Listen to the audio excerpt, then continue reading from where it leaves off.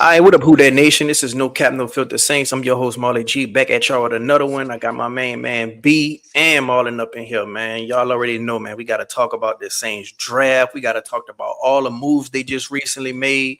Man, enough with the Meg and Clay talk, man. It's time to get into some Saints business, man. We got a whole lot to discuss, fellas.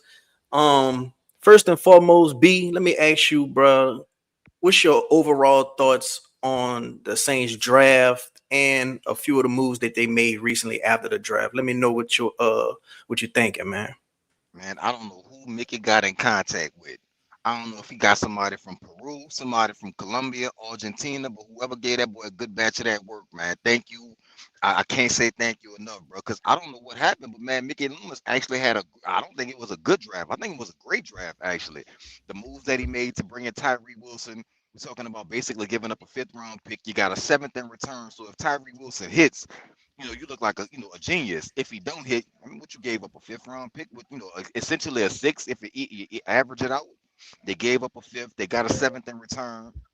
You know what I'm saying? So it averages out to a sixth round pick. That's one hell of a move right there. You get arguably the best wide receiver in the draft, and Jordan Tyson. I mean, this is one of those times, man, where I got to scratch my head, man. And then after I think about it, just salute Mickey Loomis for just having a great draft. Mhm. Yeah, man, I feel the same way. Let me go ahead on and get Marlon up in here. All right, Marlon, you there? Yeah, I'm back. I'm back. My stuff had just malfunctioned. All right, all right, all right. So yeah, man, B just gave his thoughts on the draft. I'm pretty much happy with the draft. I think we see a lot of good fanfare that's really happy with the draft. We got some people who rather Caleb Downs than Jordan Tyson. I know Marlon, I think you were one of them people, but overall, let me know what your thoughts was with the Saints draft, and how are you feeling now compared to before the draft? Oh, I'm fine with the pick Okay. because they got the receiver that I would want. So I mean, I know I'm a big Caleb Downs fan. I think he's gonna be good. Um, but I mean, I can't fault them for wanting to change their offense. You know, Kellen Moore is an offensive head coach. Like when you have statistics that they had offensively last year, like as an offensive coach, that's the easiest way to get fired. Like they were behind the Jets. I think when you in like enter in the opponent's territory without scoring a point, they led the league with like 51 drives. They were ahead of the Jets in that category. Like so it's they basically transformed their entire offense this offseason. And I can't blame them for that. You got a offensive coach can't have the worst offense in the league. So I salute it. And you know, I thought they weren't gonna fix everything this offseason. So obviously there's some things defensively that they tried to, but they didn't get to. Like I don't believe the guy Christian Miller.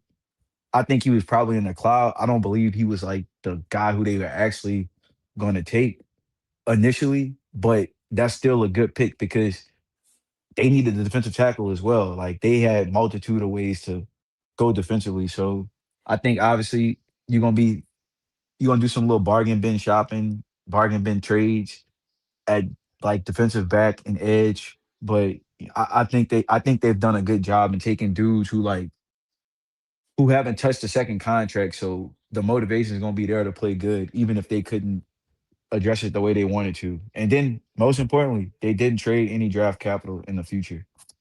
Mhm. Yeah, man. I think that the Saints had a knockout draft. My partner, he was very much upset that we took Tyson over Caleb Downs. He just felt like Tyson just going to be a pretty good receiver versus passing up on a generational talent in Caleb Downs. And I understand where he coming from, but I think that you know when you got a when you got a team and you're trying to accommodate towards your young quarterback, and we got to understand Tyler Shuck, he's very much up in age to where you got to go ahead on and start swinging now. Like you got to get this guy weapons now because who's to say Olave might not go down in the season. Then you really gonna be fucked because everybody was just talking about that Saints picture that was going viral when Tyler Shook was, getting to work out with the wide receivers or whatever when he had that little meeting on the field. if Olave was to go down, you ain't gonna have nobody to really, man the ship until he get back. But now that we got a Jordan Tyson, shoot, I'm feeling real good. On top of that, I think that he's the type of offensive playmaker that can take your offense over the top. I think he's the type of playmaker that we really been yearning in New Orleans for a long time. Like Michael Thomas, he was very much good, but Michael Thomas ain't had that type of flash and that type of playmaking ability where you got to really accommodate for him on every single play. And right now, a lot of people are saying, man, they seeing signs, they seeing flashes of, Tyson, like how they was looking at people like Odell Beckham. Like that's very much a knockout of the park to me. And on top of that, I feel like, this team had a lot to work on and it wouldn't go and get accomplished in one off season. So maybe they going all in on the offense side this time around, and then next year they're gonna come back with the defense. And they probably have a lot of confidence on what Staley could do with that defense because over this time, they started settling into the playbook and they started gaining chemistry. So, at the end of the day, man, you can't just rush, what they trying to do. I already said it on Twitter. I was like, man, you don't really just step into no kitchen and start criticizing a chef meal 10 minutes in, and thinking that's the final product. You got to let them cook, you know what I'm saying? And just be patient and it's going to all come together. But I want to know, B, like how you feeling about all these other moves that we making? Like, right now, I think we just brought in cornerback Martin Emerson Jr. On a visit today. A lot of people are kind of excited about that. Signed. Oh, he already signed? Yeah. Oh shit. Okay. A lot of people are already excited about that. What you think about that move right there, B? I mean, it's a necessary move, right? It's like you was talking about the wide receivers just now, and if Olave went down, what happened if Kool-Aid goes down? That's supposed to be your cornerback number one. Riley, your cornerback number two, and they really didn't have much behind them besides the draft pick that they just brought in, and those guys are unproven. So what you do is you bring in a proven vet. He's still young enough. I still don't think they done. I think they're gonna double down. They double back once the June 1st cuts start happening, and bring in another veteran, man. So I don't think they've done that cornerback just yet. And it's kind of what you mentioned a moment ago. Way too many people are looking for a finished product, and we just began the offseason. That's why every time somebody asks me about, about a draft pick or whatever, like, well, why didn't they take this in the first round? It's like, well, the draft isn't just one round. Like, you do get 7 rounds to figure out how you want to do it. Then there's free agency. Then there's, the second wave of free agency. Then there's the third wave, which is, the June 1st cuts. It's like this ain't a finished product by far. And most people forget the Saints had like a top 10 defense last year. And this was with the injuries. This is with the first year of the Staley's defense, being a defensive coach. This is also with the first year of Kellen Moore's offense, which couldn't score more than 18 points per game. So you're looking at the Saints ranked 29th in offense. Like, what you want the defense to do with that when I'm on the field all game long because my offense can't score? I mean, so like it made sense for them to put juice into the offense. It made sense for them to sparingly add to the defense. And to be honest, what did they really lose defensively? Cam Jordan is no longer there. Alante Taylor is no longer there. Okay. I haven't seen the Saints lose anybody defensively yet that made me go like, damn, I can't believe he's gone. Demario Davis is gone. I know people feelings hurt behind that, but he was 137 years old, man. Like, don't you think it's time for us to inflict some youth into this defense? Like, how long did y'all think Demario was going to be around? The one thing I love about Mickey Loomis and him being non-committal right now, and again, I got to kind of tip my hat to him, bro, because I didn't think he was capable of doing it. It's the idea of Mickey got his number. You either meet his number or you walk. And if you can't help this team this season in 2026, 2027, 2028, then he don't want you to be a part of the team moving forward. I'm perfectly fine with that. It makes so much sense for him to say, if you can't help me now and next year, I don't want you on the team right now. It's the first time I've seen Mickey move like that in a very long time. B, let me ask you this too. Do you feel like, let's just say Tyson, let's just say he does well, but he's not, he's not the guy that we thought we were going to get, but let's just say Sanker, he does exceptionally well. Do you think that could, for the people who just absolutely wanted a Caleb Downs, you think that could, alleviate that pain that they had to witness? I think so. I think it's gonna play some type of role. And then I think Jonas Sink is about to be like this, Hall of Fame level free safety. No, I don't, but I don't think he has to be right now. And I don't think the Saints are done just yet. Like, I think it's gonna take some time. Like, I don't think Justin Reed is the dude that should be playing free safety at all. I think they need to flip flop those roles. So I think they need to move Justin closer to the line of scrimmage and then kind of, maybe let Sanka play that backfield more. But look, man, there's a few things that's gonna be able to help the safety position. One, if the offense can get ahead, man, and score some points. Because that puts pressure on the opposing team's offense to be able to score, and that means more mistakes. So if you got to keep up with us and we scoring 30 points a game, and you can only score 24, you down to make a critical mistake at some point that the Saints can capitalize on. Number two, I think if the pass rush is better, it's gonna help out the back end. That's something the Saints look like they're improving right now. They brought in Anthony Jennings. They brought in Tyree Wilson. You still have Chase Young and Carl Granderson, man. I don't think they done because I think the linebackers gonna help out with that as well. So to me, man, I just think everything right now is kind of just like, man, it's like gumbo, bro. You got a whole bunch of different ingredients that it might not make sense to nobody else. Once you start cooking it down and once you start getting it going, man, it's all gonna come out to be smooth on the end. The Saints wasn't as bad as defensively as we look at them to be. So I don't think having Sanka back there as a free safety gonna make him a Hall of Fame, or nothing like that, man. But I also don't think losing out on Caleb Downs for Justin excuse me, for Jordan Tyson is like a bad thing. We talking about, again, arguably the best wide receiver in the draft. And I don't think he's gonna be linked to Caleb Downs as much as he'll be linked to the Cornell Tates of the world and stuff like that. I don't think they're gonna, people gonna compare him to, Caleb Downs as much. Mm.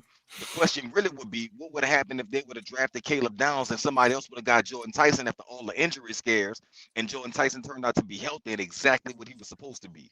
That would have been a bigger question. No. All right, same question for you, Marlon. Can you actually tell B that I can't hear anything B saying. So if he had to like leave and come back, I haven't been able. I didn't want to cut him off though. All right. B Marlon say he couldn't hear nothing you said, so I don't know if he can hear me or anything as try to leave well. and come back. Can you hear Marlon B? Yeah, I could hear Marlon, but he can't hear me, so I'm gonna go out and come back in. All right.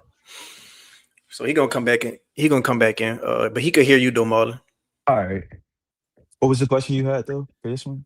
I was basically saying, okay, Oh, about like the Sanker and Downs thing. yeah. Like, um, I think I think that they I think if Downs had like the natural, like the Bears took this white safety name, I think Dylan Thiemann.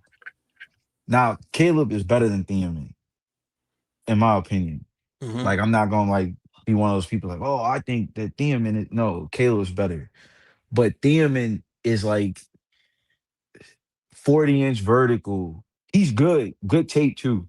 40, but he has a 40-inch vertical, 4.35, 40, like stuff like that. Like he's physically like a freak athlete. I think if Caleb had athletic measurables like that, I think he would have been the pick. Just like I think if Sonny Styles would have fell one more pick, they would have adjusted their board and he would have been the pick. Like I think when you take in like positions that's considered non-premium like that, like say like running back, tight end, or running back, tight end, wide receiver. I mean, running back, safety, linebacker. Like, I think the difference is Jeremiah Love and Sonny Styles were like off the chart athletes at their spots. That's why I think they ended up just choosing the wide receiver. But wide receiver was also the need. And with the wide receiver pay around the league, like you technically, I'm not gonna count the potential option year, but if Jordan Tyson, say if Jordan Tyson is based off his draft projection and or where he was drafted, and like no offense, he got a higher upside than Olave.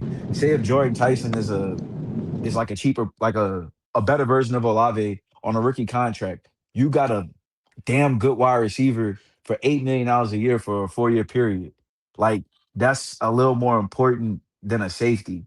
Like Hmm. that safety gonna have to be like test off the charts and stuff because safeties they just like Kyle Hamilton is great, but when Chris signed a contract, he's still gonna get paid more than Kyle Hamilton. Now, Chris is a good player, is a damn good player. He's not Kyle Hamilton. What Kyle Hamilton is at his position, so money is gonna matter in like certain things. So, but I think that I don't think the team.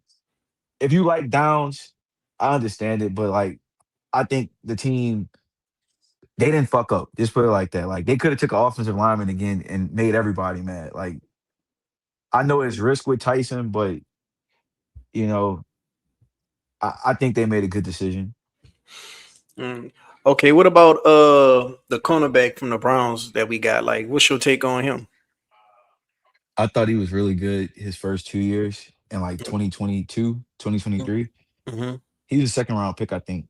So yeah, he got picked into the second round. I thought he was really good playing opposite of Denzel Ward. Then just like 2024, I don't know what happened. He just wasn't the same player.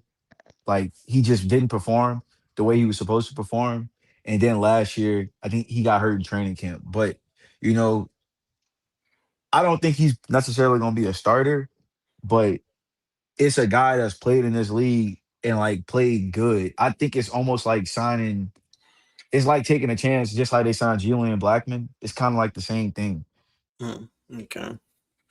And what about the defensive end from the Giants? Like, we out on him, or talk still going on? Oh no, that's over. They asked for a second round pick for Kayvon Thibodeau. Hell no. Oh shit, a Yeah, second I'm round not pick. giving you no 42nd pick for him. He not. They drafted. They didn't trade it for Brian Burns, drafted Abdul Carter and Arvell Reese. Like Thibodeau for a top five pick. Like yeah, he is an underachiever. I Hmm. don't think I don't think he's like garbage where he can't play at all. But a second round pick for a nigga that got 1 year left on his contract, hell no. Hmm. You been hearing anything about that, B? Yeah, that was done, man. Marlon said it's a Damn, they second. still I not was letting saying me it was hear a him. third too. Hmm. Marlon still can't hit me, man. That's crazy, bro. You still can't hear him, Marley? Nah, you think I should just come out and come back? Yeah, you come out and come Yeah. back.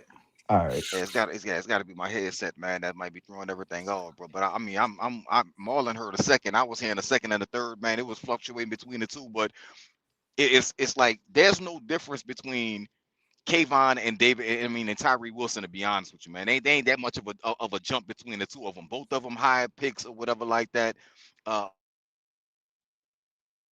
I mean, like I said, Saints gave up a fifth for Tyree. So if you can get anything out of him, let's say he go out there and he give you 5 sacks, that was still worth a fifth round draft pick because I can't tell you a fifth round draft pick would have came in and did that. So Hmm. I think it's worth the gamble on the Tyree. And for Kayvon, man, look, Kayvon been injured himself, man. So it ain't like he coming off a clean slate. So would I give up a second or a third for him? Absolutely not. So I think the Saints made the smarter decision, and that ship then sunk now. That's over and done with. I think it also kind of closes the door on Cam when they signed Anthony Jennings. That's the cat from the Patriots, man. And if you look on any Patriots, fan website after losing him, they ain't too happy about that one. Yeah. So I think the Saints made a lot of smart, shrewd moves right around right now. And the most important thing is, it's kind of what Marlon said earlier, bro. They aren't sacrificing the future for right now. You don't see them digging into 2027 cap space like that. You don't see them giving away draft capital in 2027. They've already done that. They gave up one of those picks with the Vele trade, and I think they gave up another one. So I think they don't have is it a No, sig? no, I know they don't that have a sig. Vele trade was this year. They Now got, they I think missing one next year. I but forgot I who it think was for. they get something back. They got something back, and I think it's like they gonna go into it with a pick in like every part of the round next year. So Oh, you, I'm gonna yeah, have to like check, it. man, because I just seen Sigler say something similar, bro. But he was like, Sigler was like, nah, they actually missing two of their draft picks from next year. And I might be wrong on that. I might have looked at it wrong, but I thought Sigler. I just seen John Sigler say something like, they missing two of their draft picks from next year. So I could be I'm wrong gonna on look that. into it. Hmm. But going off because I had caught what B had said. Like going off their point, I like the I like a lot of like the stuff that they did. Like, look, Tyree Wilson, he's obviously a bust, but now you going to be like a role player backup, a DN3. Like as a DN3, he's competent, but when you get picked top 10, you got to be one of them, and he's not. But as a DN3, he's clearly competent. What's his name? Anthony Jennings. He don't got no pass rush, but he can set the edge. He probably your best run stopping DN right now. Like that's something he always been good at in the league. But I think I think the chapter is closed. I think the doors like it's coming. It's closing in on on Cam. I'm not saying they out, but even like Cam and Elvin, I think it's on the Saints terms. It's no longer on the players' terms. Either you going to agree to this, or we'll just move on. With Yeah. Cam, I know they gave Cam a contract. That's when, if you remember, maybe about a month and a half ago, Cam said something along the lines of the sense just have to make sense or something like that. They gave him a contract. He not signing it because he thought he was worth more. And now Mickey, I was like, all right, bet you think you worth more than that. I'm going to sign. I'm going to get four more people at your position. I think the door on Cam is more closed right now. To be honest with you, I don't think the Saints want Alvin back. I think they want Alvin to make the move to go ahead on and call it a career because I think at this point, remember last year I was saying it all the time. Alvin wouldn't have got them balls off telling me that either I stay around here or I retire. Mhm. You can't get them balls off. You tell me it's either you get to play for this team or you're gonna retire, buddy. I see you in Cancun. That's just what it would have been. And I still feel the same way. I think at this point, Mickey Loomis is telling him, look, bro, there's a flight to Cancun that leaves Friday at 5. I think you should be on it. I think that's the message they're sending. If you listen to Mickey Loomis, bro, Kellen Moore, they in lockstep, and this might be the most dangerous part of it, is that Mickey and Kellen are starting to be like, maybe it's Mickey going back to how he was with Sean. So, well, look, whatever my coach wants is what he gets. And if that's the case, we're about to see the Saints act brand new. And that being said, I think Alvin he's one of the linchpins of the new era. It's the idea of no, we don't want you here. We want you to go ahead on and retire and call it quits because we could use that cap space way more than we could use your body and your 300-400 yards you give us before you call it a career. Alvin don't need a swan song. He don't need a tribute. He don't need none of that, man. Look, get him out of here. Let him go to Cancun and relax. Let him go play around with NASCAR. But the 2026 Saints, they don't need Alvin Kamara on their roster. Mhm. Yeah, hey B on the draft picks thing, they have their first five picks, and then they got a six rounder from Trevor Penning, and then they traded their six rounder to the Patriots for Polk, and then traded away a seven rounder for Vele. So So yeah, yeah, they they got they rid of got two of six their picks, picks. but they still got six picks. Yeah. I just seen Sigler post something like Mhm. that. Mhm. Yeah, But man. yeah, man, that being said, bro, it's like, they still damn near have a full allotment of draft picks for next year. That's not even counting whatever compensatory picks they get in, because now those, whoever they signed don't count against the compensatory picks now. So you got six of your picks next year. You got compensatory picks you could possibly get, and you have the 2027 free agency. I'm sorry, free agent dollars, which I think is somewhere close to 100 mil. I'm like, man, nah, man. Saints cooking with high heat right now. Don't do nothing stupid. That's all I can say. Yeah, man. I think when it comes to the Jennings pick, from all the fans I see from the Patriots, yeah, he was definitely a good edge. I think when it comes to stopping the run, I think that's what we're gonna try to do. Make teams one dimensional. Try to make them pass the ball because we're gonna be tossing the pill, I believe. So if we could just get some turnovers here and shut them down and be one dimensional, I think that'll play right into Staley's favor. And on top of that, I think you add Miller, which is our second round pick. He's going to be right there next to Brazil. I think. Nah, he probably. Well, he's going to be right there, helping stop the run in the interior, and I think that's where we got to get back to the basis of having that good defense that we used to have some years ago when we had Malcolm Brown in that middle stopping that run.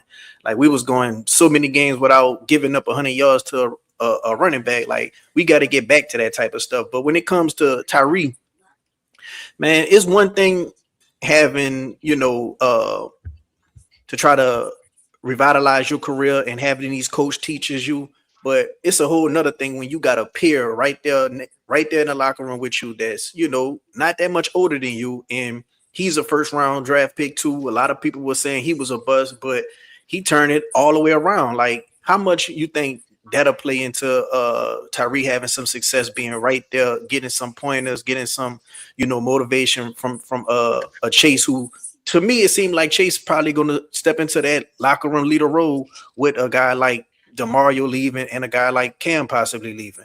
Let me know your thoughts on that, B. You know what, man? Let me tell you what's crazy, bro. This is the second time the Saints have tried that strategy, and I think it's gonna actually work out well. They tried it with Zach Wilson as well, man. Like, look, I'm not saying Zach Wilson is gonna be no great quarterback under Kellen Moore. I'm not telling nobody that because I don't know what's gonna go down. But what I do know is Zach Wilson can tell Tyler Shuck a hell of a lot more about how he went wrong, and that may have Tyler avoid those kind of pit stops, right? And I think the same thing can happen with Tyree Wilson and Chase Young. It's like sometimes, man, somebody telling you the good, the good, the good, the good. Sometimes that don't work. Sometimes somebody got to tell you, man, you know what, man, I was running this way, and if I planted this way, so I cut my, and I broke my, I tore my ACL or whatever like that. I can learn more from that dude and his mistakes than I could from somebody telling me how they did it, perfectly their entire career. Like I think there's a lot to be learned from dudes like that have been on the other side of the mountain, man. You know what I'm saying? On the bottom half trying to climb it versus dudes that have started from the apex and worked their way down. So with that being said, I definitely think Tyree will be able to gain some pointers from a Chase Young, how he did this, how he did that, the things he did to keep himself healthy enough to even play and come back. Because Chase didn't start the first 5 weeks of the season. So that could have been Chase put his head down there like, oh man, here we go again.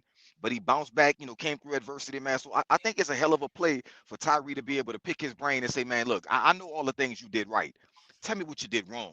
I think the same thing can be said of Tyler Shuck and Zach Wilson, and the idea of like, look, I know how to do this the right way. I've seen it done the right way. I've talked to Breeze. Breeze can tell me the right way to do things. Tell me what you did wrong. Tell me why you thought you were seeing ghosts on the field. Tell me what you thought, what you was looking at when you saw that blitz coming and you still ignored that double A blitz, and you stepped up in the pocket and got your dumb ass sack for a strip fumble. Tell me why you did those things so I can avoid those pitfalls. And I think that's going to be something that I think the Saints going to help build camaraderie, because it's not all about, oh, I'm great and I've done it before. Sometimes it's going to be like, nah, man, I had to work my ass off to get here.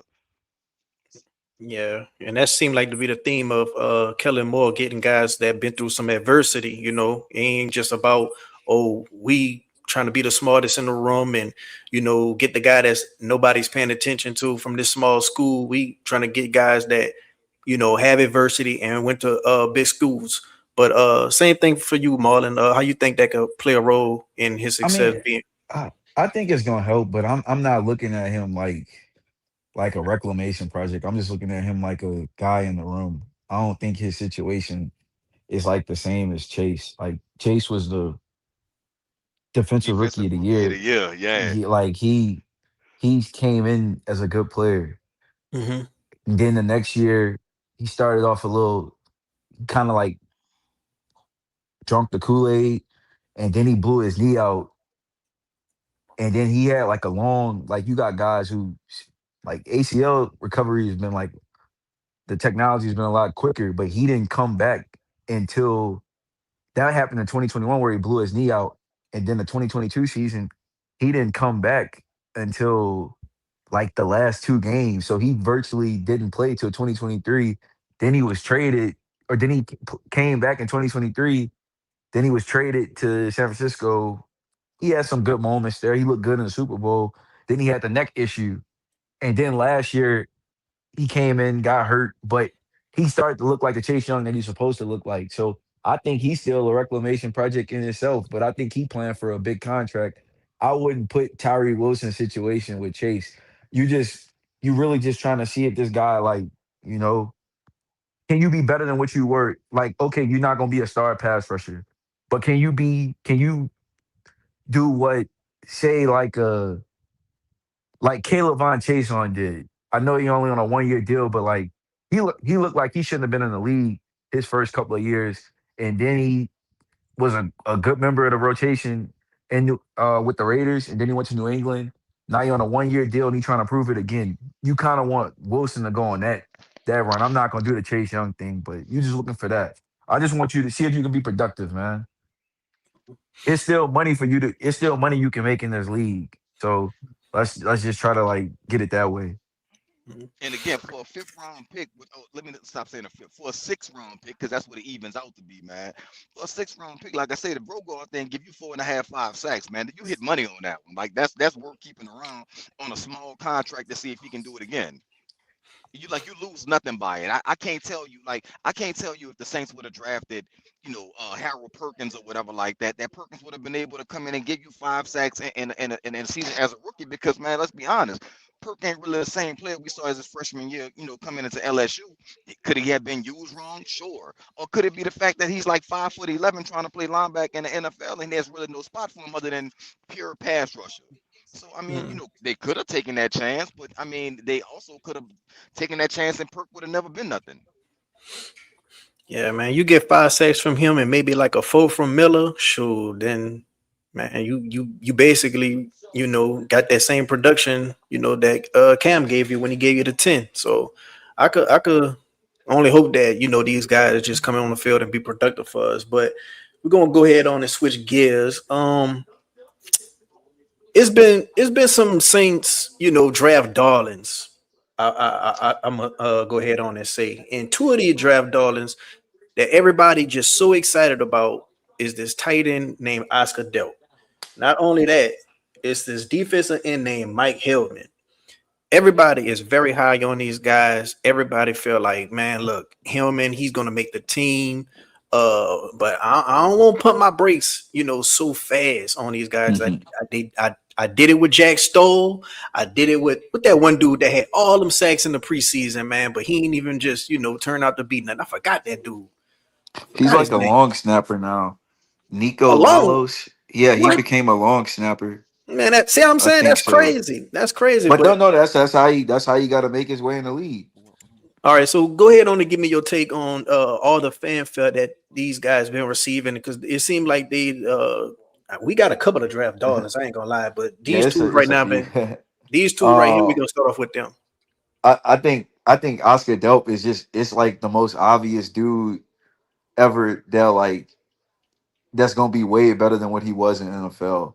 Now, look, I'm not about to go sit up here and go say, "Oh, he's Brock Bowers or he's George Kittle." You hope he can become George Kittle. He got the athleticism. They kind of like they profile like of dudes who was like pure athletes who was asked to block a lot in college and wasn't really using the receiving game is kind of matching George Kittle. I'm not gonna go that route because that's like I think George Kittle been the most complete tight end the last decade. I mean, I wish Delk can reach those heights, but I think it's like adding like I'm gonna say Delk can be like the guy for Seattle, AJ Barner, except this is like a superior athlete at the tight end position while AJ Barner isn't. Like if he can become that, then you got you a damn good tight end. So if he become that, that's great. If he become George Kittle or like even better than that, then it's just gonna be a pick that's just gonna be a great pick either way though, because like the Saints can now run different personnel groupings. That's what I really think like a lot of this draft and offseason been about. Like they've transformed their entire wide receiver room. They all fit a certain timeline now. You got three guys on rookie contracts for 4 years. Tyson, in Tyson's case, 5. That's gonna be matched with like an extension. So like your wide receiver room, you're gonna have a set price on 4 guys for a 4 year period, and then like everybody does something different. And now even with Delp, you can run certain personnel groupings that you couldn't run. Like when Jack Stoll came in the game last year, you knew it was a run play.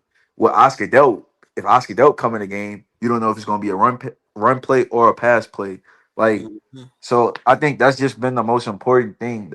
Like offensively, yes, we know they have Cesar Ruiz on the team.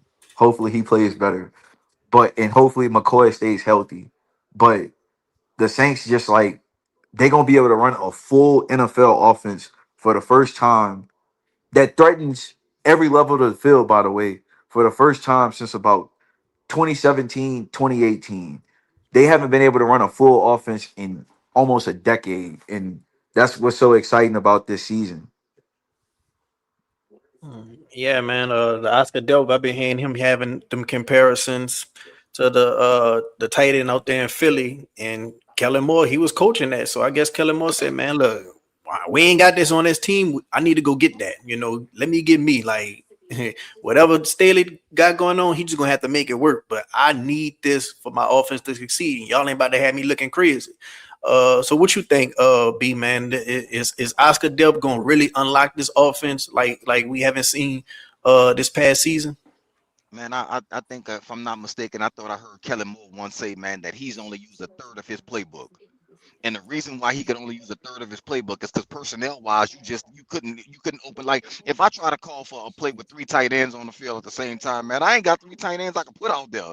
Now I do. Now you got Noah Fant to help out. You got Jawan Johnson who should be taking more of a backseat at this point or stepping his game up to show he can really earn that 10 million per season that he's getting. But with Oscar Delp, I see more. I know people compared him to Dallas Goddard and all of that stuff like that. Man, I see Mark Andrews from Baltimore, man. I think he can be that consistently good at that position to where if he's in the game, you don't know if it's a run. If he's in the game, you don't know if it's a pass, man. He can able to camouflage the offense. You can line him up out wide. There's really nothing he doesn't do. Now, is he Brock Bowers type of talent? Nobody damn good.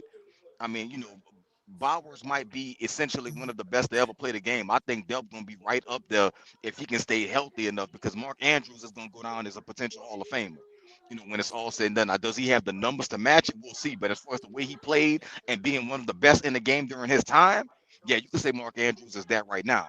And if Delp can be that, the Saints offense is going to be absolutely phenomenal, bro. And this is what we're talking about, controlling the middle of the field. When you can run Olave, and you can run Tyson out there, and we haven't even talked about Trey Lance, man, and that 4.3 speed he got as a 6'3" wide receiver to get down the field or even open it up even more. Like, pick your poison on who you want the Saints to kick your ass with this week. And that is exactly what Kellen Moore has to his offense now. And the other media darling that you named, who you saying was the other media darling? Mike Hillman. Mike, okay, with him. I can't even say Mike gonna make the roster. What I would say is stash him if he don't. Because he has that Trey Hendrickson, Rob Ninkovich. Like it's like Sean Payton always referred to Rob Ninkovich as the one that got away because he was in the building. Everybody knew he had that kind of talent, but they had that boy playing long snapper because they couldn't find a way to get him on the field with Charles Grant and Will Smith and all of them out there. Same thing, you turn around, you got Trey Hendrickson now. You got somebody in the fold who can pass rush, but he really never really showed he had that breakout talent to his contract year, which probably skewed everything, and the Saints wasn't going to pay him like that. You have the same type of player, it looks like, and Mark Heltman. I mean, and Mike Heltman, man. Look, hold on to that boy. If you can't get him on the roster this year, just stash him. Lie and say he injured. Do whatever you got to do to keep him tucked away because I think he's going to be one of those type of players at the defensive end spot. It Yeah, I might not think happen right now, but give it a year or two, and I think he'll be that. like I'm just looking at the numbers like of the roster, depending on how many ends they carry. If they carry five, I think he can make the team. If they carry four, I'm about to do whatever they did when they hid Shaheed from the world until he came and played. I'm doing the same shit just because I want to bank on that athletic profile like that. When a dude got like an athletic profile like he got, and then you go check like the group of five, like the guys who he rated with from the G5 in the last like decade, it's Max Crosby, it's Trey Hendrickson, it's him, and then it's the fan favorite Marcus Davenport. But like though that's good company to be in from a G5 level, like looking at like the athleticism and how they produce. So I would want to hire a player like that if you don't make the team. And I ain't gonna lie, I think every team should have one white defensive end. So I yeah, feel they that play same way hard, about man. linebacker, bro. I feel that Same same way here. about linebacker. I feel that about the offensive line. I like my offensive linemen, cornbread country boys. Me. Yeah, I think you I think like trying to think. Yeah, I think that's one guy I want to hide basically if he All don't right. make the roster. All right, let me go ahead on and speaking of the offensive line, man, Jeremiah Wright, man. He's good at pass blocking, big Run behemoth. blocking, run blocking, run No, he Yeah, said blocking. run yeah, blocking. he's good at run blocking, big behemoth of a man. But he got to work on some pass blocking. Is he a threat to Cesar Ruiz? Yes, everybody's a threat to Cesar Ruiz, and not because of what they do. It's because of Ruiz. Like he's always been the only thing Cesar Ruiz gives you is oddly enough somebody that's gonna line up for 16, 17 weeks every season. Like he for some reason, and I guess the reason why he stays healthy all the time because he ain't blocking no damn body is that that's why he's there. But Cesar Ruiz talent as in a whole, nah man, he's like I believe he can overtake Cesar Ruiz. If not this year, he is definitely the heir apparent at this point, man. And if not, then you go get somebody next year too. You keep on drafting until you figure it out, or you go to free agency and you get you a right guard next year. But for me, I believe he right can compete with him. Maybe by mid-season for sure, and that makes Cesar Ruiz expendable to maybe like you can send him to the Chargers, like it was rumored they would talk or somebody like that, man. But like I think yes, I think he's a threat to Ruiz. All they have to do is get him with a good offensive line coach, which they have, and get him to learn how to pass block because the run blocking is there. And if you can run block on a Kellen Moore team, that's half the battle. Mhm. What you think, Marlon? Um, I don't think he is in year one, but I think I think this is obviously Ruiz's last year on the team. They didn't touch his contract, so he can be cut. I mean, to be honest with you, he can be cut after June 1st. But I don't think they do that because I think he's also Eric McCoy's like backup center. But Nah, they switched it, bro. Switched it. what? What's that boy man who played last year at guard? Everybody was excited about the undrafted dude. I think that if they Something Elliott with a if sorry Elliott. if Torricelli got hurt, if Torricelli Torricelli. got hurt, they would put they would if McCoy got hurt, they will put Ruiz at center and they'll put like Dylan Radins at right guard. That's what I think they'll do initially. But I think that Caesar's like he's your starting guard and you're probably your primary center backup or first option. But I think this is his last year with Wright. It's just like you want him coached up. You basically want to do the opposite of you want the opposite of what happened with Nick Saldiveri to happen to him. Hopefully he stays healthy. He gets all his preseason reps. He's on the active roster. Even if he doesn't play, he's on the active roster. He's not hurt. He's practicing, and you just fine tuning him. Next year, potentially, he can be in a competition to get the right guard spot if it's open. But that's I look at him like I know he's older, like he turns 25 like week one, but you just trying to go that route with him. He has the run blocking down, but they gotta fine tune the pass blocking. But I don't know with a guard. That's why everybody hates Ruiz. It's like, dude, you're a guard and you don't run block shit. Like I got a guard I can't pull block with. Like so, I think that's why he's such a hated player. But I don't think that he'll get him this year. But I look, I think he the one guy that they took in the first or the top 150 picks or the first 4 rounds. He's the one guy who I view as developmental. Trey Lance, brother, or Bryce Lance is also developmental too, because where he jumping from, but he got a skill set that nobody else on the team got, that a lot of people in the league don't have with the speed at that size. Where even if he don't know how to run anything but three routes right now, you got to respect the three routes he run because he clear out everything for Tyson and Olave, and you're tight end to eat. Robert Meacham, Devery Henderson. Yeah, Pretty much, yeah. Um, uh, when it comes to Trey Lance, he it's is Bryce. It's Bryce. It's Bryce. yeah, Bryce Lance. I'm thinking about his brother because it's so Yeah. many different reunions they got on this damn draft. But when it comes to Lance, when it comes to Styles, when it comes to Brown and Hall, out of these guys, which one of them are y'all most high on? I think right now a lot of people are really liking Brown because of course he's the LSU pick, and on top of that, a lot of people feel like he could easily replace Shaheed, and they just see him deep bombs to him or just reverses to him, and just have him at that weapon that you could just have to account for on any given down. Let me know which one of these guys are y'all looking forward to seeing the most, and who you think got the most potential. I'm gonna go with you first, B.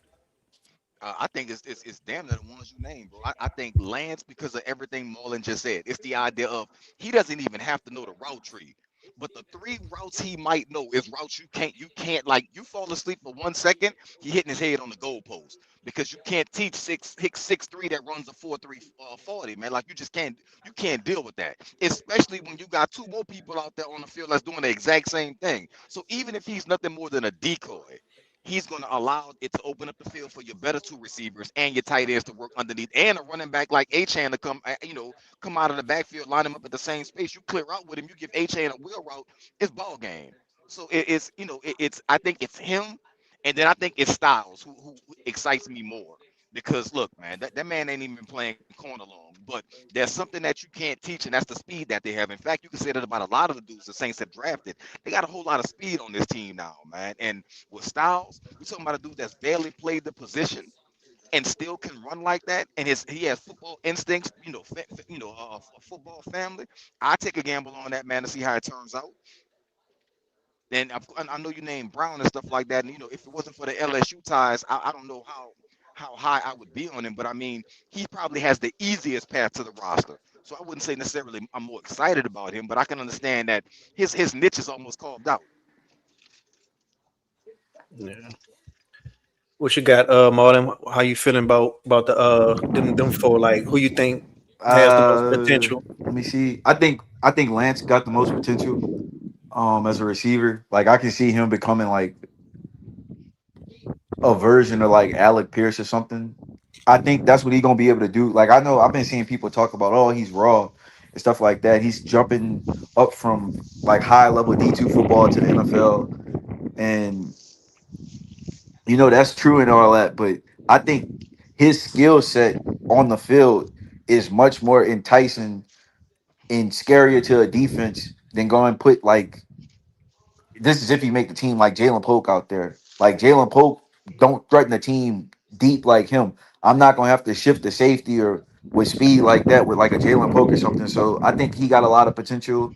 Um, I think Brown, even as like the fifth wide receiver, I think he's raw, but I think you can do a lot of stuff with him. And then he's obviously here for special teams. I think Lorenzo Styles, I think he raw defensively, but I think like those two guys were like special teams picks and a more so Styles than Brown. Like if you can get them to be like position players down the line, they'll be even more beneficial. But like they gonna definitely help your special teams unit, which was one of the worst in the league last year. So I think a lot of them was good picks. And then TJ Hall, the last pick, like he's a good corner. He's just like slow. So you don't Yeah. know. Yeah, if he was faster, he probably would have been picked higher. But like he's not fast, or he don't got foot speed like that. So maybe I don't know if they start with at the outside corner with him, or they try to move him inside, or what, or teach him the slot or the star position. But he's not a bad player at all. He's just not fast. Good football instincts, no speed whatsoever to back it up. Mhm. Yeah, man. I heard Nick talking about Hall on his pod, so he was basically saying the same thing y'all said. The speed that's what made him be such a low round pick, but at the same time, very good instincts, leader in the locker room. Have all those type of good traits that you look for. So yeah, man, I think we had a pretty good draft, man. We got some demons, we got some burners. I think Tyler Shuck gonna be very very happy. I think he gonna be throwing a pill, bro.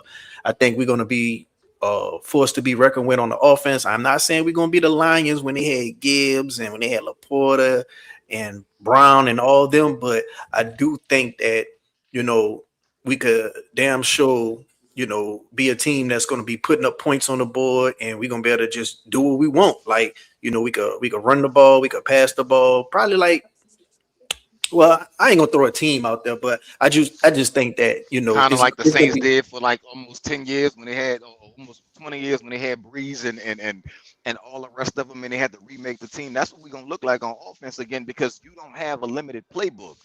Kellen Moore wasn't able to operate that playbook, bro, especially because you had Spencer Rattler at quarterback, which he didn't trust and didn't want.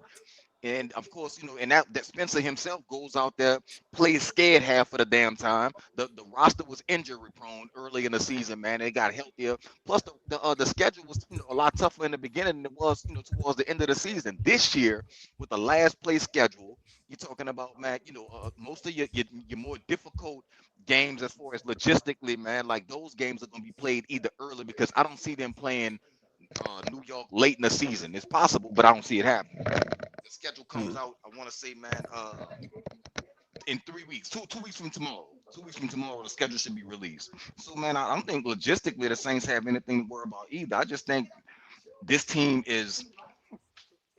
I think they do, man. Not necessarily for to be Super Bowl caliber, but I think they can win the NFC South this year. Even though I would give the advantage to Tampa right now over everybody else. Shit, I'm picking the Saints over them. I'm sorry. I'm more confident in their quarterback and their offense and their coaching staff. I feel the same way you do, but I also It's feel just no, like it's until I just see the like depth, that I can get that point, but it's just like, man, I know we make fun of Mike Evans. I think Mike Evans makes small quarterbacks. I want to see how Baker Mayfield look without him. yeah, Because I I know what agree with happened you there. last year. I agree Mm. with you there. I'm just concerned about the Saints depth because it seems like no matter how good they drafted the last 2 years, it seemed like they still, if that player they drafted goes down, they cook. You know what I'm saying? Like think about the corners, for example, like we was talking about. It makes sense for them to bring on, the corner they just signed today because if Kool-Aid or Riley goes down, do you trust Ugo Amadi going out there and being like, yeah, bro, he gonna ball for us. We'd be all right till Kool-Aid get back. And not to mention that, but it ain't like Kool-Aid was out there being like Marshawn in his rookie year either. Like Kool-Aid has we was calling that boy sugar water and Flavor Aid for the longest time last year. So I'm not convinced just yet that if one of them cats go down, that the Saints have enough depth to save the season. So for me, that's the only thing that says I can't. I'm 90% that I picked them to win the NFC South. I ain't 100% there yet. Mm. Okay. So that's how y'all feel about where the Saints stack up in the division. I do think the division, we we was getting laughed at about being the weakest division in the league, but I don't know, man. It's looking like the Panthers, they making some good moves. The Falcons, they made some pretty decent moves, and the Bucks, they did a hell of a job this draft. So I think, man, this is gonna be a dog fight. Like I wasn't really putting no respect on the Panthers name, but I had to get them boys they caught. And I say the same thing, man. The Panthers, they went and got Tet for Bryce Young after Bryce Young was even benched and all everybody was writing them off. They went got Tet, helped send that offense over the top right there along with Rico Dow with the free agent signing of him. And we did the same thing. We got A Chain, we got Jordan Tyson, and a lot of people feel like Jordan Tyson is better than Tet.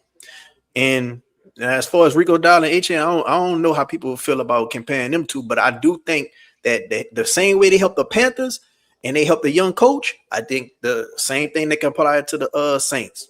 Now they probably got a better defense than us, but I feel confident that we could match up very well with you know being in that realm of a team to be reckoned with in the NFC. Because you got to remember the Panthers, they went to the playoffs and they wasn't no slouch. Like they was giving the Rams fits. Like the Rams just ain't just go up in there and beat them people.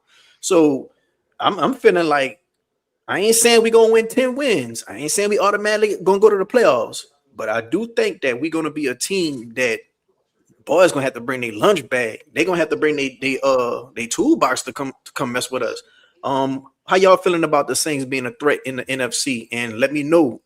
Do you see a 10 wins? I seen Nick talk about it on the show. Nick gave us 10 wins. I was shocked. Let me know what y'all think. I I'm gave it 10 probably too. oh, Go ahead, I'm Mark. probably You first, man. all right. I'm at like a firm 9, but I can see 10. I mean, the schedule, you got the last place schedule.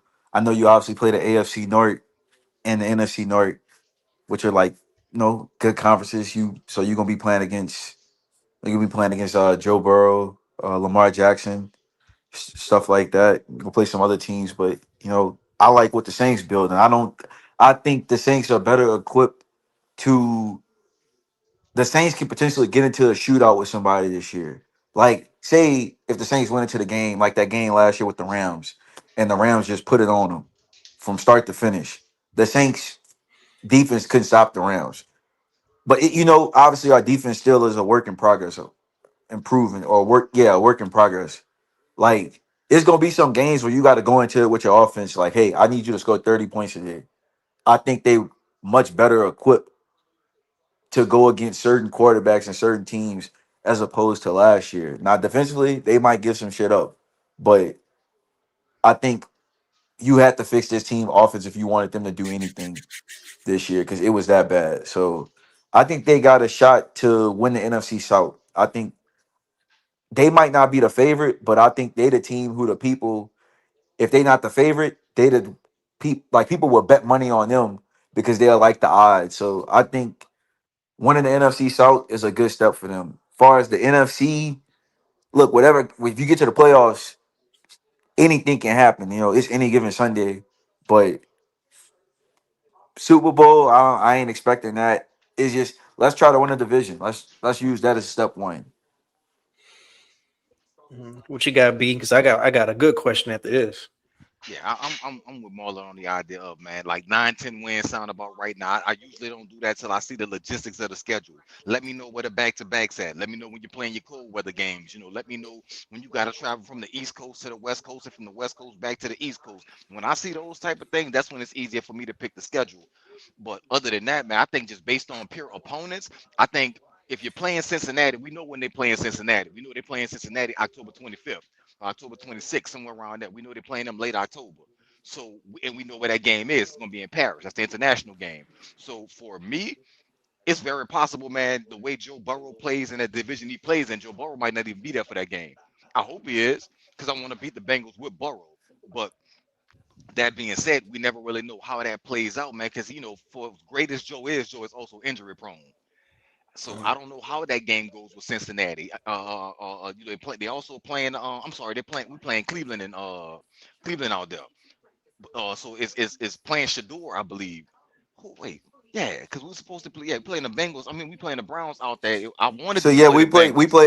play Yeah, we play the we play Browns in Cleveland. Paris. Yeah, we play Cleveland and Cincinnati, and we play in Baltimore, and then we play in Detroit, and then we host Green Bay and we host Minnesota, but we got a game in Chicago. So you got like three, You got and you play Chicago New and New York. York. Yeah, So you Chicago got and like New York. potential. You got potential for like full cold games. So that like when they play is important.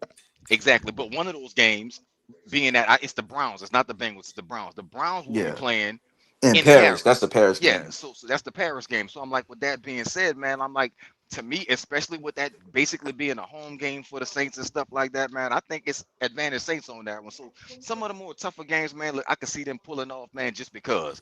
That being said, like, just give me just win the. I don't care what the record is. Just win the NFC South. If they 8-9 and they can win the NFC South, I'll take it. If they 9-7, if or if they 10-7 or whatever, 10-7.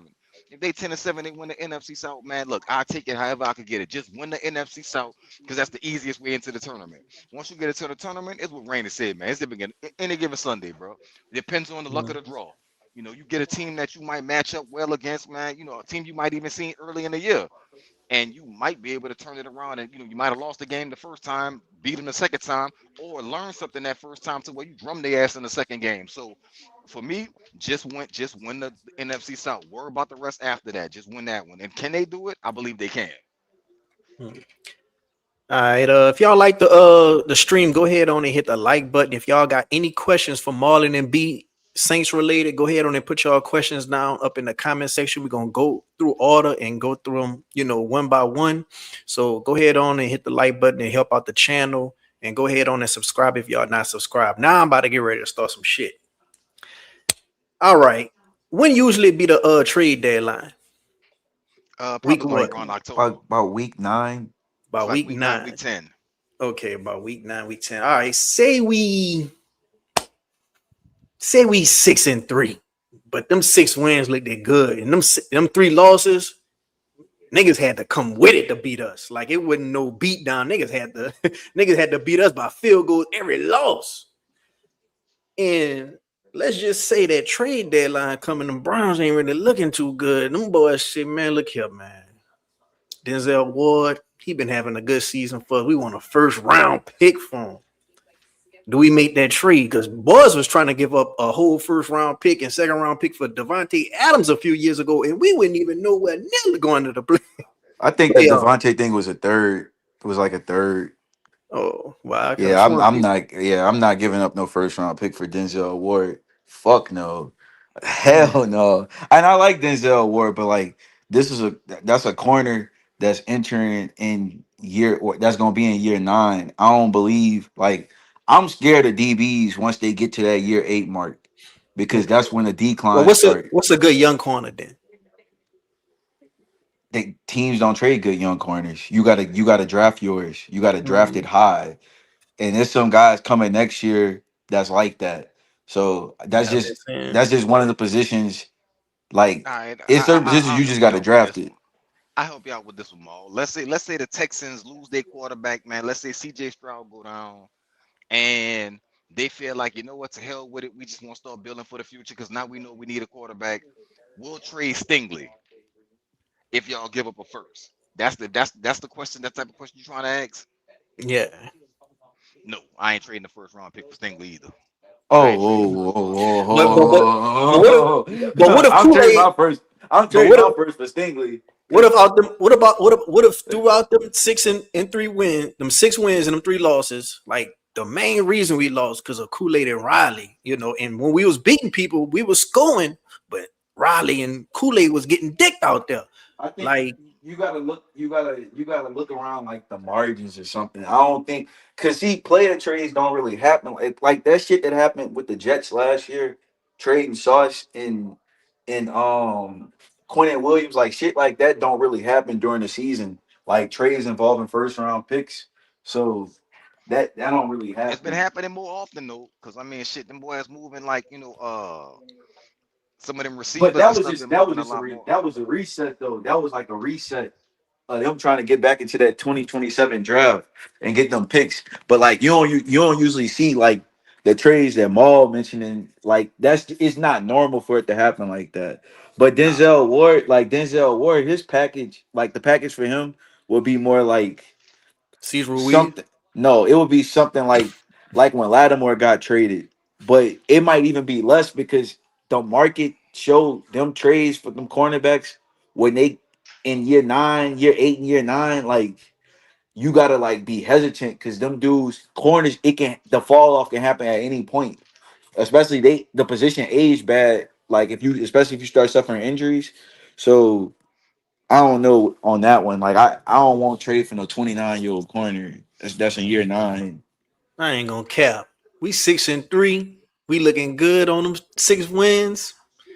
And Kool Aid and Riley looking bad out there getting dick. And we get Stingley. Well, I'm gonna turn it to Homo Q around this bitch. Oh, but Stingley's different. Like Stingley probably cost two first.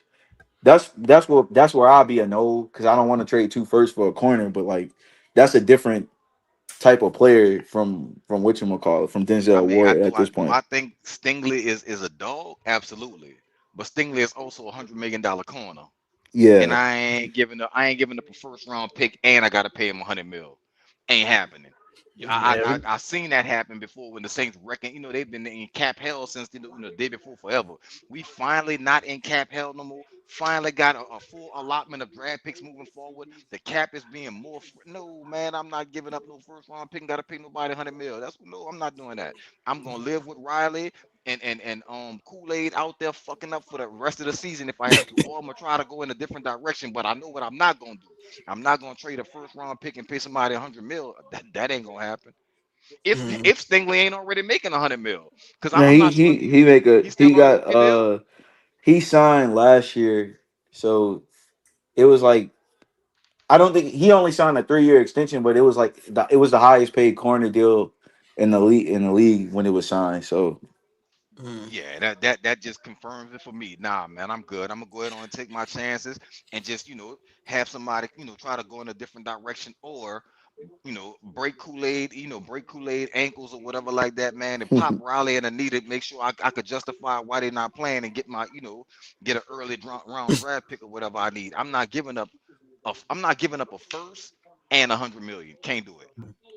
Yeah, Won't they do it. already got us projected to get somebody from Notre Dame named Moore. He one of the top corners, I'm ooh, guessing. that's the best corner in the country. He's Yeah, like that. yeah. I think the pick next year, like just looking at it earlier, I think it's gonna be a corner or an edge.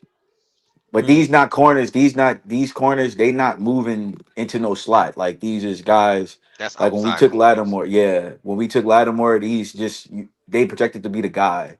So I can see that coming next year. Mm. Yeah, I don't know about all of that. Yeah. Nah, man. Let's be easy. Let's move on. you still Let's trying to move on. you still trying to be logical on the rebuild. Yeah, man. Yeah. Let's not look at it and be like, you know what, hell on it. To hell with a crock pot. Let's hibachi this thing. Nah, let's slow down. I'm getting excited, boy. I'm telling you, boy. Yeah, That's I'm what starting to the get the summer Seahawks did. jitters Nobody on, didn't think man. the Seahawks was gonna be that good, man. Them boys got Rashid Shaheed, man. Them boys. That's what I was gonna say. Our offense probably could look like. Like our offense probably could look like them. And I think Tyler Shuck better than Dan Sam Dan Darnold. Dan Arnold. I ain't gonna lie. I like the Saints. Obviously, they got JSN. I like the Saints wide receiver room better than them I overall. could tell you this. If you would have asked me that question last week, I would have told you I Hell like the Saints no. wide receiver room better than nobody. But no, now I do. Now I do. Because Yeah, I see like the five, I see like five guys. Now they might keep because we be talking about that on I think Twitter. they got Like their six. that's if they keep six. But like if everybody stay healthy in training camp, bro, I can see it being five and they go heavy on defense. I can Cause see that too. Yeah, keeping yeah, another edge instead or something like that, or keeping an extra DB, or maybe even I think they're gonna keep. I think last year they kept 9 linemen, if I'm not yeah. mistaken. So if they do that again, I can see that hurting the wide receiver position. But I could also see them saying, "Well, we'll keep 8," because I don't see a situation to where Barry and Brown is counted on to be like that wide receiver threat. I think he's more of a you know what, Barry and Brown and Courtney Roby would be the equivalent for all the old Saints fans. Courtney Roby would be that. He was a receiver that would play sparingly or whatever like that, but his role was kick return, punt I, return. I I view think that's Barry. Barry and Brown. I view Barian kind of like Shaheed, but I think Shaheed because the Saints wasn't investing in receivers and the guys who you did like have were old and injury prone, like Jarvis Landry at that point and Mike. Like I view him like that. Like I think if Shaheed would have just like came into the offense like this potentially, he wouldn't have played a lot of receiver. He would have got on the field offensively in some for some plays. But like Shaheed, halfway through his rookie year, was a starter. Like at that point, so that's how I view like Barry and Brown can kind of just focus on being a returner with some Yes. sparingly offensive plays. So that's how I look at it. I think that's the best role for him, and I think that's the role he's gonna exceed it. If I'm picking wide receivers now, I think gonna make the roster. And I know all of this shit is way too early. We already know the top 4, 5. We already know that. So it's really that 6 spot. So we know Vele is on there. We know JT is on there. We know Olave is on there. So that's 3 right there. And Lance then is most Lance likely, is yeah. on it. Lance will make it. So that's 4. I think after that, we're talking about I counted Vele already. So I got Vele, I got Vele, Vele, I Olave, got Tyson, Lance. Lance. I think Barry ain't gonna make it, and I think Pope would be the last dude in. So I think that's the 6. I think Jalen Mm. Polk is the most likely out of all of them, the Trey Palmers and all these other dudes, man. I think Mason Tipton, thank God I get to say this. I think Mason Yeah, Tipton is out of here now. that Those Mason type of Tipton shit was players. over with after that Lance thing ended him. I think if you want to win it, either you got to stand out because I know you giving Polk the edge because of where he was drafted, but like it ain't set in stone because like Polk can fucking he can lose to Kevin He can lose Austin. to, yeah, Kevin Austin or Palmer or Trey He can Palmer. lose to Bob Means. Trey Palmer really the guy that actually done something in the NFL before, and like I actually seen plays get made where if he was healthy, I can see him easily being the 6. And he offers special teams value too that I don't think the Yeah, other guys do. So I think that's actually going to be a fun competition for the last spot. I agree with you. I think that's the camp. That's one of the camp battles I will be looking forward to the most to see who's gonna be that.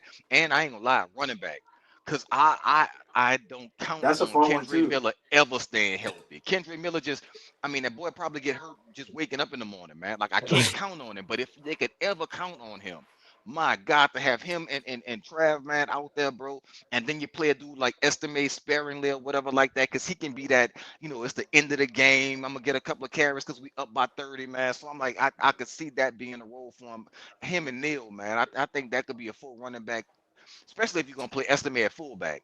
like they talking about, man. I just think it works so well, bro. But man, I just Kendra just kills me. All right, if y'all liking the video, hit the like button. If y'all got any questions that y'all want to ask Marlon and B, I ain't gonna hold these guys up in here too much longer. Go ahead on and put y'all questions in the comment section. Now we gonna rapid fire all y'all questions off. Go ahead on and subscribe to the channel if you're not subscribed yet. This gonna be a fun season. We're gonna have a whole bunch of Saints content for y'all while y'all at work to listen to or cooking to joke y'all time. So go ahead on and hit the like button and help out the channel. Go ahead on and subscribe if you're not subscribed yet. Get y'all questions in the comment section right now for Marlon and B. Marlon, let me ask you this. Yeah. Um, Two questions, and then you could go after them, B. And then we're gonna get into the questions that the people gonna put in the comment section. We're gonna rapid fire it off, and I'm gonna let y'all guys get up out of here. But two questions. Give me your division rankings right now after the draft. You know, who's gonna be first, second, third, and fourth, and then give me a hot take for the Saints. You know, whether it be for the team as a whole or whether it be for individual player. Can you say that last part again? I didn't hear you on that one. The hot take part. Uh, yeah, give me a hot take. It's hot take time. So give me a hot take for the team as a whole or individual player. Um. You could give me the rankings first with the Okay. division. Rankings. Divisional rankings. Yeah. I think actually for the NFC South, I think all the teams. I don't think any team picks like in the top 10. So like I think every team is going to win at least 7 games. So I'll probably put the Falcons last just because of the quarter. No, I'm gonna put the Falcons at like 7-10 because of the quarterback situation. Like I just don't believe in Tua. Um, I'm gonna give Carolina like 8-9, or I'm gonna give Carolina 9-8. They do play a first place schedule. I'm gonna give Tampa 9-8 as well, and I'm gonna pick the Saints to go 10-7. And hot take, trying to see. Damn, I don't know if I really have no hot takes. Um, I think okay, this is my take. I think the Saints have 2,000 yard receivers. Well, I think if Jordan Tyson plays all 17, he's also 1,000 yard receiver.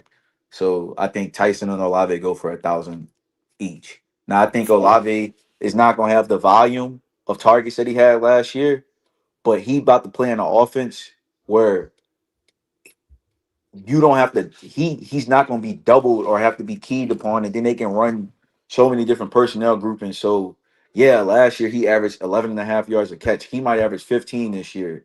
So I think like his volume will be less, but the efficiency and the numbers will be better. So I think the Saints get two 1,000 yard receivers this year. Like Dak Prescott out there throwing a CD Lamb and picking Hey people. man, Kellen want to throw that fucking ball. Like and my partner told me when we was talking about Jeremiah Love, he was like he had us taking a receiver in the mock draft. I'm like, man, we taking Love, and he's like, nigga, Kellen Moore is your head coach. He want to throw the ball, like so they gonna throw the ball a lot.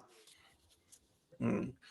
All right, B, what you got? Give me your NFC rankings and then give me your hot take for the team as a whole or individual player. Yeah, I'm definitely on that train, man. I got Saints, as the number one team. I got Carolina as the number two, Tampa number three, Falcons taking up the red number four. My hot take is damn near similar to what Rainey said, man. I think Jordan Tyson is going to win Offensive Rookie of the Year, and I'm gonna go ahead on and double it down. I think defensively, I think Christian Miller, man. I think Christian Miller might threaten for the Defensive Rookie of the Year. I think that's such an untalked about draft pick Mm. because we so excited about what's going on offense. We ain't paying attention to that. That's a bad man, bro, playing defense, bro. He Like gonna that. help out Brazil a lot. Yeah, I think the tandem of them two. I think what it could allow you to do is I think it could allow you to play Brazil a lot more at in on the outside. Like let me use it like this. Let's say you plug Christian Miller in the middle. You put Brazil on the right end. You put Anthony Jennings on the left end. That you're not running against that front. But Christian Miller also has pass rush as well. Brazil is a better pass rusher than he has ever be a run stuffer. So I mean, I think that because you can collapse that pocket like that, man, I just think Christian Miller gonna be a key figure, man. Like I'm thinking he might get about 6 sacks his rookie season, bro. Like I think he gonna be a dog in the middle, man. If he I gets got a six lot of sacks, I'm gonna faith be in him. shocked. But I'm gonna be shocked. But that's one thing we ain't really talk about. Like I I like some of the stuff they did on the defensive line, like again, I thought you could have went with Edge was the one they was looking at, but like everybody kind of seemingly ignored interior defensive line. I think they got a lot more clarity on the IDL at this point. Like I think you got Miller, you got Brzee, I believe Nathan Shepard will be on this team last year. Obviously, I think he'll be on the team. John Ridgeway, they signed him to be a run stuffer. Not a lot of money, but he came back. I think Broughton will be on the team. I think the Saints are going to move off of what's his name, Devon Gotcho, real Gotcha. quick. Yeah. Yeah, that's how they sign their rookie class, and then whatever else they do is intention on like a Olave extension. But I think like they've kind of set them.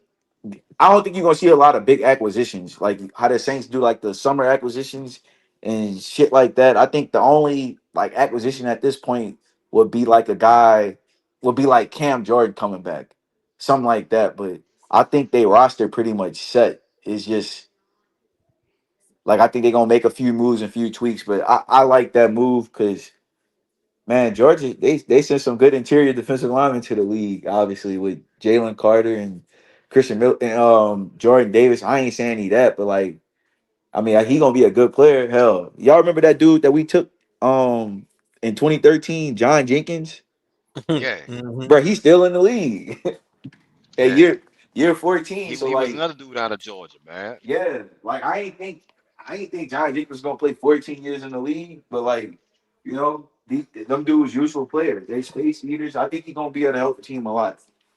And he young. Like I don't want to have two old dudes on the interior and one not doing shit, but because he went to LSU, everybody just so into him. All right, let me go ahead on get into these questions, man. If y'all got any questions for Marlon and B, go ahead on and put your questions down below. I'm about to go ahead on and rapid fire these questions off to them. And before I let these guys get up out of here, I'm gonna let them give y'all the Twitter so y'all can follow them and check them out on their Twitter, man. So the first question is by Young Nola 504. He said, "Y'all think Martin starting?" No. No, I think it depends on what you mean by starting though. Like he's a boundary corner. He play on the outside. So I don't think he gonna replace Riley or Kool-Aid just yet, man. I think if they have down seasons, I could see it happening, but I don't think they're gonna fall that far down the depth chart to where he gonna play that well to where he just gonna come in and start. I think if they can find a way to maneuver it, meaning that let's say on certain down and distances, they slide Riley or Kool-Aid inside, but you put him on the outside, I think yeah, we'll see that. But for him just being a starter, no. Same here. I think it's like if somebody got injured or something. I will say, I'm much more confident in him if like something happened to one of those two having to play than Isaac Yiadom. And I like Isaac, but he 30. When Isaac did play good here, it was like opposite of Lattimore and all that. So that was a different team, different defense. But like I'm more confident in him having to play in that instance as opposed to like Yiadom. But I don't think he's gonna start. I think he'll definitely play in games though. Okay. Got another question from Young Nola 504 says, "Y'all think Tyson start in the preseason knowing his injury history?" I mentioned this on Twitter and I was like, man, I know everybody happy about this, but I know y'all excited gonna be up when that preseason hit. Like, y'all want him to play one game or no games at all? Like, what y'all think about him starting in the preseason? I think he's gonna be out there. I think he needs all the reps he can get, man.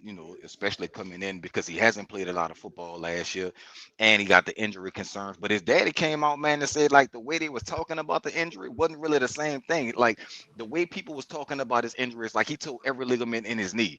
His daddy said, "Nah, he only really tore his ACL." People just thought it was worse than what it was. So like, if that's the truth, and he only tore an ACL, I mean, That's shit, he'd be able to. huge. Yeah, that's a huge Like difference between saying you, significant. yeah, like saying you saw like your ACL, your PCL, your MCL, and nah, man, if you only tore your ACL, I think that's a huge difference. So I think he'll be able to bounce back even faster. And last year, it wasn't the knee injuries that kept him out. So I, It I was the think if that's the case, hamstring. yeah, it was the hammies, man. So if they can get him stretched out properly, man, and good to go from there, he'll be out there, man. But he don't need to play a lot in preseason. Yeah, I think he gonna play in the preseason. I think now I will say the rookie mini camp is in like almost 2 weeks from now, like next week or like a week and a half or whatever. But I think in that, like, don't be shocked if you see that he's like to the side. Cause I Yes. think with him, because he's like really after, after the quarter, after Shuck and Kelvin Banks, Tyson is the most important player on this team that's on a rookie deal. I no longer include like Chase is on a contract and he's gonna get extended next year. I don't include Olave as a rookie as a player on a rookie contract anymore because he's gonna get paid probably within the next month. But for rookie players on rookie deals, he like him and Banks are the two most important players. I don't anticipate seeing them. I anticipate seeing him on the sideline. Like he gonna be out there, but on the sideline in the rookie mini camps.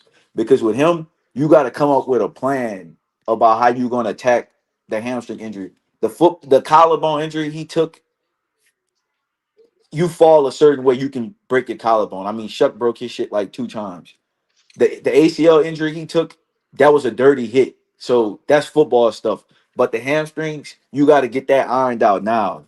Like, because you have guys like, obviously, Lattimore, when he had the hamstring injuries, he didn't get hurt and miss a game because of a hamstring till year 8. So that was, you had a good plan with him. So you want to, and his hamstrings is worse than Tyson, but you want to get that ironed out now because he really important to on his rookie contract. He important, so you need to get that whole situation ironed out. What type of plan he gonna be on and all that. The dynamic stretching he got to do. So I don't anticipate him seeing him next week like practicing on the field, but for preseason and all that, he'll be out there. All right, we got Yo. I can't even pronounce uh the other part of your name. It look like some YN name, man. I'm 36 years old, man. I don't be understanding this little new age slang that y'all be putting with these names. But we got him saying, do you think Jeremiah Wright could start? We kind of went through that earlier, man. It's not necessarily a can start. I don't think he's going to start over Cesar Ruiz. I think there's a possibility that if he starts to show the promise as far as pass blocking, because right now he a good run blocker. That's gonna get you in the door. But he needs to be a good pass blocker. Otherwise, you can't stay on the field, which is kind of Ruiz's problem. He's a good, he's a I ain't gonna say a good pass blocker.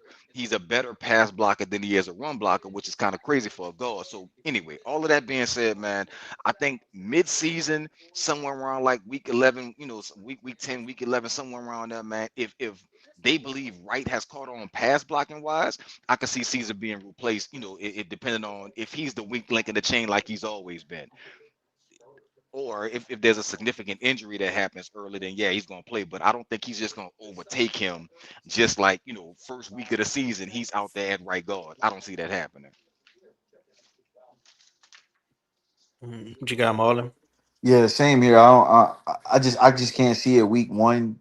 But like I said earlier, man, I just hope he the opposite of like a Nick Saldiveri. Because remember, they traded up to the top of the fourth round to take Saldiveri. That's where teams. That fourth round is where teams try to steal a starting guard all the time. So even if he not a starting guard, can you become a six offensive lineman or a swing lineman down the road? Like I ain't That's gonna when I necessarily knew look at his. Saldivari was cooked. When they Yeah, couldn't even like put him dude, on the field for uh, special teams and for being jumping a six tackles. offensive Yeah, lineman, like, come on, man. So I'm just looking for that because he's not of the like he's 25. So, and I think he used to be a defensive tackle, so that's why he's raw as a lineman. But it's a good, it's a solid pick. It's other ways I would have wanted to go, and I think they probably could have got more of a sure thing at guard. But I'm not gonna be mad at a team to take a developmental player right there. All right, we got Young Nola says, I got a crazy take. Y'all think Hillman can take Granderson's spot? And he says that people say Hillman look like Crosby. Y'all agree on that? that's That's the comparison I don't want to make. Yeah, Go we ahead. can't do that, man. We can't do that, man. I think he had a good season. Like his tape, his stuff, like the watching the tape on him was good. But like, I do think he can make the team because Granderson made the team as a UDFA. Like you got dudes all the time make the team, especially on the defensive line as a UDFA. So I think he can make the team. I'm just not gonna put them expectations on him immediately. And I'm not saying Granderson like a great player or nothing because I think Grando is like a low end DN2 / high level DN3. at this point, or that's what he is in the NFL. But I ain't gonna put that part on right now, or put that on him right now. He still got to make the team first. I'm gonna say it like this, man. I don't think any of the incumbents that are currently on the roster or in trouble to get their spot taken to a degree. Like, I don't think there's anybody on defense that has to really worry about, oh damn, this rookie about to take my spot. I don't see that happening just yet. Now, could it play out that way? Sure. But I don't see it happening like that. But I do think no matter what happens with Hillman, I think they need to stash him. Just find out, Same here. lie and say he got a broken toe. I don't care what you got to do. Just stash him. All right, we got Justin Cass says, how many sacks y'all think Chase Young could get this year? My crazy take, 14 or 15. I'm gonna go. Uh, Go ahead, Marlon. Go ahead. I'm gonna go with. I'm gonna go 12. I 12 was I was gonna sacks. I was gonna say 13. I was gonna say somewhere in that range, man. I'm like I don't think I think in order for Chase to really go out there and get one of those 14, 15 sack seasons, so whoever opposite him, whether that be, Tyree Wilson, whether that be, a different type of edge who they find, man, or whatever. I think in order for Chase to get that, his running mate has to get at least 7 sacks. That's the number. If that person could get 7, I think Chase can double that because that means that person is a legit threat on the opposite side. I know Granderson gonna get 6. I just wanna. I just know. I know he's gonna get at least 6 sacks. I want to know if can he get 8. Can you get back to being an 8 sack guy? That'll help a lot. And if Can he you? can get 8, that means Chase is going to eat because that means people have to account for both sides of the Yeah. pass rush. But I do think that like I think Chase gonna have a good year, man. And I don't even mind because the age he 27. So like you plan, yeah, you signed that little contract you signed last year, but shit, you plan for another one because the Saints want to extend him. Like, and they know they're gonna have to pay a higher price this time, like probably $30 million at this point, but they want to do it. So I hope he make up for that. That's why I'm saying they're gonna draft a edge rusher or a corner high next year. That's gonna be their first 2 picks because I anticipate them paying Chase again, and they're gonna need a young edge and a young corner inserted into the team. So that's why I keep going with them 2 spots. Is like where they're gonna draft that high next year. Mhm. Yeah, I feel like you can never have too many pass rushers or too many receivers. So, if Ellis could get up in there, get some sacks, you got Chase getting sacks, you got Carl getting sacks, maybe Tyree gets some, Miller. Like, shoot, let's have a sack party, bro. I'm, Yeah, I'm all for it. I think Ellis a part of that pass rush gonna be a lot of the part of the pass rush this year too. Yeah. All right, before I let y'all guys go, I gotta talk about the team across the street, man. And word around town is, they currently interested in Rajon Rondo, Jared Jack, Darvin Ham, James Borrego, Sean Sweeney, and Steve Hetzel. What y'all think about that lineup right there? Who would y'all like to see out this lineup the most? Hey, let me get it first, B, because I know you know more about the Pels than me at this point. Go ahead. All right, I just say that regarding the Pelicans, Rajon Rondo. Look, I ain't a fan no more, but a way to get me at least back interested would be hiring Rondo because I think Rondo just a great basketball mind. I think he really smart. Now he's never coached in the league before or never been a head coach before, but like it's intriguing. It's a lot more interesting than hiring Darwin Ham. I'll tell you that much. So, I just hope they do something that's not predicted, which has been like Darwin Ham for a long time. So Rondo will be cool to me. I Would you don't know rather if it'll work, but it'll be cool. would you rather Rondo over the Jazz head coach? The Jack who Will Hardy? The head coach who used to coach the Jazz. No, the Nuggets. The Nuggets. I'm tripping. Mike Oh, Malone, Mike Malone went to North Carolina. University. He went to North Carolina. Oh shit. He's done with the NBA. No. Okay. All right. What your take is, B? I mean, if out of that group that you named, I would take Rondo over everybody. I'm not a big fan of Darvin Ham, man. I think they tried to get that, they tried to get him twice already, and both times he passed. You don't get to come to me a third time because you can't make it nowhere else. They tried to get him before they hired Stan Van Gundy. According to, reports that are out there, Stan Van Gundy was the one that told him don't take the job, and he listened to it. So he went somewhere else. Okay, I get it. You got a chance to go coach the Lakers, go for it. But that's like it was like the second or third time. I think even before they hired Willie Green, they tried to do it, man. So it's like I think there's a problem when I try to hire you a couple of times, you tell me no, and now that you need a job, you interested. I'm good on that. So to me, Rondo is the best fit simply because of everything Rainey said, man. Like the dude has an extreme basketball mind. Like there were times when Rondo would be calling out plays that the other team was saying they about to run, and he on the opposite side saying, nah, no, they about to run this. Like that's how well he understood the game. So I think he's a great basketball mind. My problem is that this team may be too young for him to coach. Mm. Personally, I don't even know why he's not on the list. But the dude that used to coach the Milwaukee Bucks, Adrian Griffin, why isn't he on the list when that man was 30 and 13 when he got fired? Like Mm. there's a problem when you have a coach that was that successful and he's not even considered a candidate. And I saw Jamal Mosley's name, who's the Orlando Magic head coach right now. They were saying if he got bounced out of the playoffs, they was gonna get rid of him. Like, why would you? But okay, whatever. But these are names that should be on that list. But if you give me the names that are there, I want Rondo out of everybody. Okay, so outside the list, who would you want the most?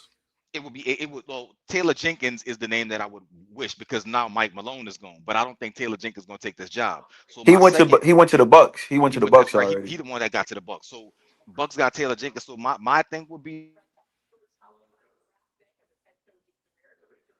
Can't hear you, B.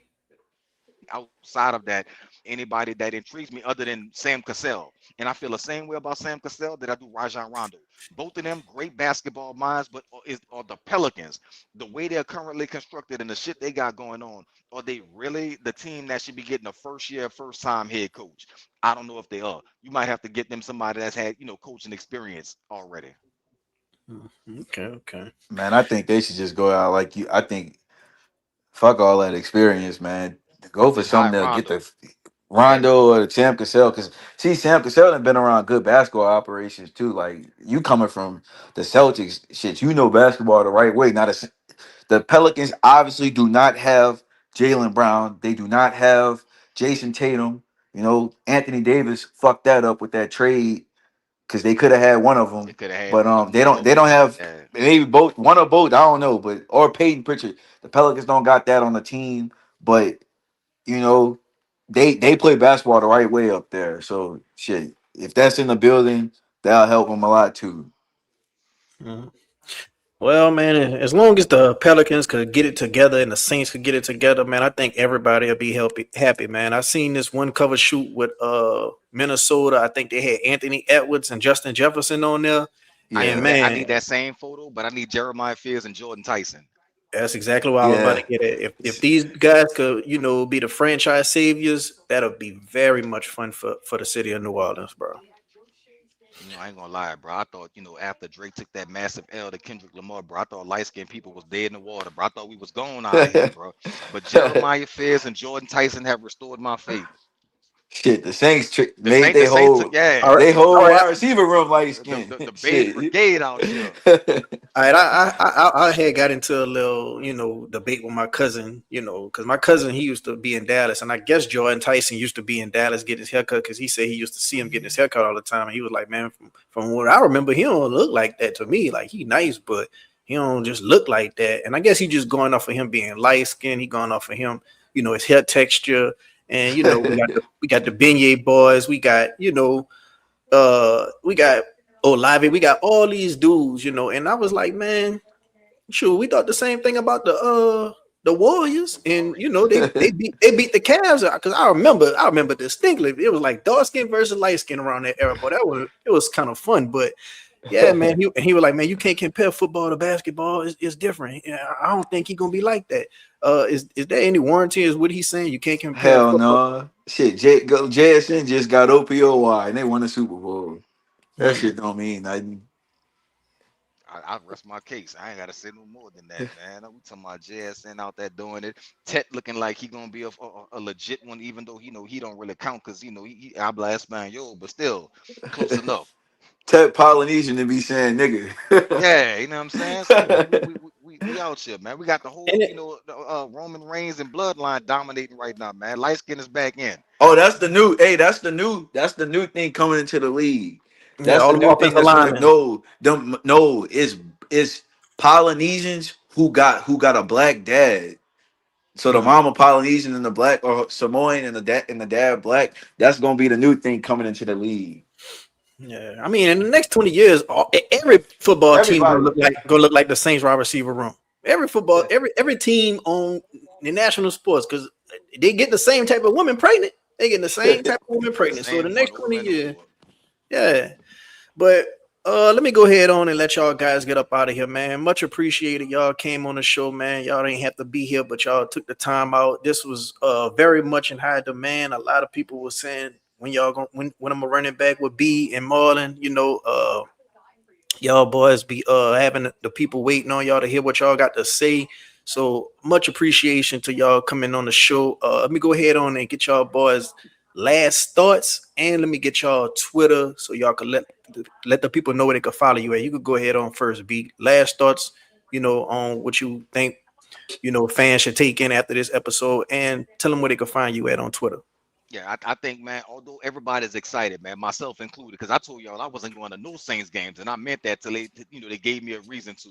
Now I'm sitting here looking at about 4 or 5 games I might be going to, man, away games. So it just goes to show, man, what a difference a year can make. For me, I just feel like when it comes to the Saints, even though we all excited, we still got to slow cook this thing, man. This thing ain't nowhere near done just yet. We still got a little while to go. They still got a gel. We ain't hit camp yet, but I think the finished product is going to be something we can all be proud of. And I'm just telling everybody now, my drafts are starting to get full with me, with my little shit talking comments towards other teams in the NFC South and the NFC, NFL in general.